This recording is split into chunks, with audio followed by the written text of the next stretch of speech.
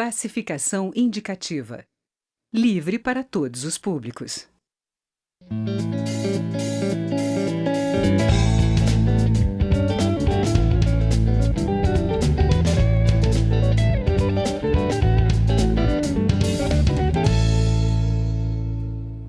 Olá! O novo Código de Mineração deve voltar à pauta da Câmara ainda neste semestre. Ao todo, 10 propostas estão sendo analisadas por uma comissão especial. Entre os itens que devem constar do relatório está o de promover ações de prevenção na gestão de risco de desastre ambiental, como o caso do rompimento da barragem. Vamos saber mais detalhes sobre o texto a ser analisado com o relator da comissão especial, é o deputado Laudívio Carvalho, do Solidariedade de Minas Gerais. Eu sou Regina Assunção e o Palavra Aberta é uma produção conjunta da TV e da Rádio Câmara. Bom, deputado Laudívio, o parecer já está para ir para plenário, né? E recebeu mais de 300 emendas ainda, o parecer anterior. O senhor agora, como relatório, queria que contasse para a gente a chance de votação ainda neste semestre? Muito bem, Regina, veja você, eu sou relator de plenário. O relator anterior era o deputado mineiro Leonardo Quintão e eu fui nomeado pelo então presidente da Casa, o ex-deputado Eduardo Cunha, em plenário. Ou seja, ele utilizou o regimento da Casa, o regimento interno da Casa, para fazer o anúncio. A partir daí eu peguei o relatório para trabalhar. Então eu não discuti o relatório na comissão especial, ele já veio discutido de lá. Ocorre que, como relator de plenário, eu preparei um novo trabalho, eu acabei preparando um novo relatório. E o que vai constar nesse relatório? Que itens, por exemplo, como esses do meio ambiente, né, punição mais rigorosa para esses casos de rompimento de barragens? Você podia falar alguma coisa para a gente? Olha, veja bem, eu ouvi prefeituras que reclamam do que recebem como royalties, que recebem como municípios mineradores. Eu ouvi pequenos mineradores, eu ouvi sindicatos que agregam trabalhadores, como, por exemplo, aqueles que lidam com pedras preciosas. Então, o relatório é muito amplo, você trabalha com muita coisa. Agora, um desses itens que nós já estamos discutindo, e eu estive com o ministro Sarney Filho, para iniciar uma discussão menos apaixonada e mais acelerada para esse relatório, é a questão do meio ambiente. Mariana, por exemplo, viveu momentos terríveis num rompimento de uma barragem que pode ser considerada talvez a catástrofe do século, que ocorreu em Minas Gerais, terminou atingindo o estado do Espírito Santo. E as punições para a empresa, como é que elas ficam? E o meio ambiente que foi atingido e degradado? No relatório anterior não constava nada sobre isso. Sobre isso, não. E nós estamos especificamente trazendo essa discussão à tona. Nós temos que definir papéis nisso aí. O Ministério Público entra com uma ação. Evidentemente que a empresa vai recorrer, foi o que aconteceu. E nesse meio tempo, como é que fica, por exemplo, a cidade de Mariana? A economia, o trabalho. Como é que aquele município fica? Inclusive, o senhor foi integrante dessa comissão externa da Câmara que acompanhou todo o desdobramento desse acidente, né? Na verdade, eu fui o deputado que solicitou, à época, a presidência da Casa, a criação dessa comissão externa.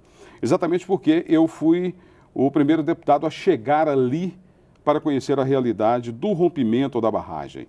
Eu vi cenas de guerra, eu vi cenas inimagináveis. Eu nunca pensei em presenciar aquilo que eu vi ali. Famílias destruídas, destroçadas, acolhidas em um ginásio poliesportivo da cidade de Mariana, desespero, choro, desemprego, enfim, vidas que foram levadas, histórias que terminaram ali. Então é preciso discutir esse assunto. Agora, o governo federal tem intenção de votar com mais celeridade essa proposta, mas parece que quer fatiar a proposta, dividir em alguns temas, né? O senhor já foi contactado sobre isso, essa intenção deles? Olha, o que eu tomei conhecimento foi através da imprensa desse fatiamento, em 3 partes. Oficialmente eu não fui comunicado, não fui chamado nem no Palácio, nem no Ministério das Minas e Energia para ser cientificado oficialmente. Portanto, eu continuo a trabalhar no nosso relatório, eu continuo debruçado em cima dos interesses da nação, dos municípios e também daqueles que fazem girar a economia dentro desse contexto geral. Agora, o código ele vai conter punições porque essa questão do meio ambiente, né, não só essas barragens e tudo, mas os outros mineradores também podem estar enfrentando problemas com o meio ambiente, né? O código vai prever esse tipo de punição, por exemplo? A nossa pretensão, mais severa, sim, a nossa pretensão é essa. Por essa razão, estamos abrindo um diálogo com o Ministério específico, que é o Ministério do Meio Ambiente. Porque o que o Ministério recebe? Recebe denúncias. O Ministério revê as punições que já foram anteriormente apresentadas. O Ministério está diretamente ligado à questão do meio ambiente. Por isso ele é o órgão responsável. E eu faço esse acompanhamento junto ao ministro já há um bom tempo. Nós estivemos, por exemplo, em Mariana, fomos a Vitória, lá no Espírito Santo, estado que foi atingido pelo rompimento da barragem. Então já há esse diálogo, já há essa preocupação. Porque a preocupação é muito grande, você tem que pensar em vários itens, em vários pontos. Economia, geração de empregos e meio ambiente. São temas que a gente tem que discutir no relatório. Transversais, né? Claro. Integrados. Agora, tem ainda espaço para ouvir as comunidades, alguma audiência pública antes, já que ele já está no plenário, isso ainda seria possível? Não, audiência pública a gente não está prevendo. Elas foram feitas em comissões especiais, aqui na casa anteriormente.